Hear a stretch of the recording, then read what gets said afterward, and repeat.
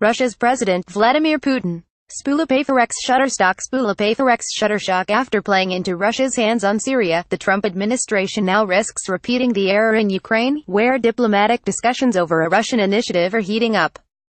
Moscow's plan is to legitimize its invasion and control over parts of two eastern provinces by drawing President Trump into another bad deal. Vladimir Putin's pattern is familiar. He uses his military to escalate fighting on the ground and then approaches the West with a proposal sold as de-escalation. Appealing to European and U.S. desires for peace without Western intervention, the Russian president puts forward an alleged compromise.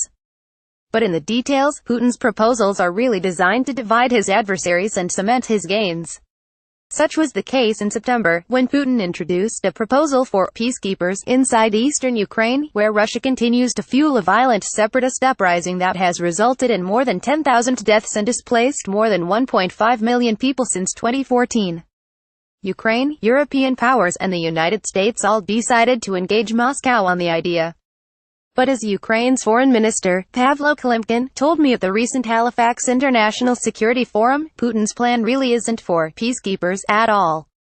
He is proposing that international troops deploy only to protect the Organization for Security and Cooperation in Europe's Special Monitoring Mission members in eastern Ukraine. The idea of a peacekeeping mission is a serious one, Kylimkin said. But the Russian proposal of a protection mission doesn't make any sense at all. For one thing, the original Russian proposal was to deploy these forces along the line of contact between the Ukraine military and separatist forces.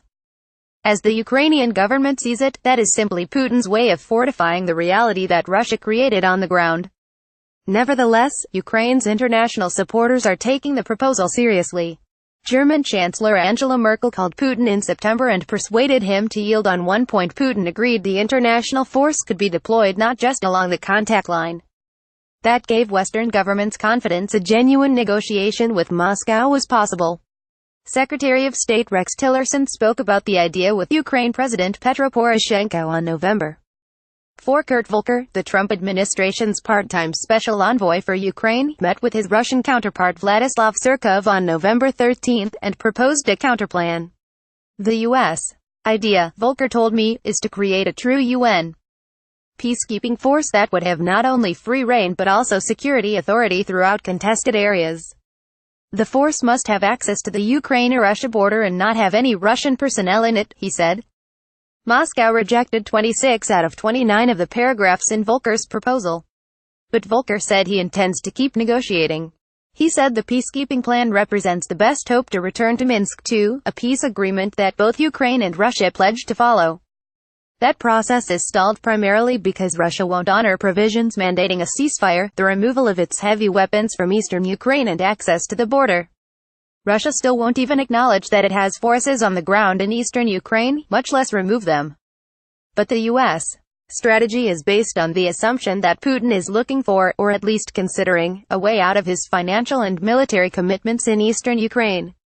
If Putin's long-term goal is to create a pro-Moscow Ukraine, his continued interference is having the opposite effect, Volker said. What we are trying to do is clarify the options, Volker said. If they want to dig in, they can, but it's going to cost a lot. If they want to move on, it can be something we all agree on and we can find a way to make that work out. Ukraine has responsibilities under Minsk as well, including holding local elections in eastern Ukraine, giving the region special status and granting amnesty for the separatists. That can happen only if Putin holds up his end. But if Putin's goal is to stay in Ukraine and keep the country destabilized, prevent it from joining European institutions and maintain control over a buffer zone, he will never agree to a peacekeeping mission that meets Ukraine or Western conditions. Most likely Putin is repeating his strategy in Syria, which was to engage in kabuki diplomacy with the United States to buy time to consolidate battlefield gains he has no intention of giving up. Trump, and before him, President Barack Obama, went along with it, ensuring that the next phase of the conflict plays out on Russia's terms. Trump and Putin spoke November 21 and discussed how to implement a lasting peace in Ukraine, according to the White House. Trump should pursue that peace, but not on Putin's terms. Read more from Josh Rogan's archive, follow him on Twitter or subscribe to his updates on Facebook.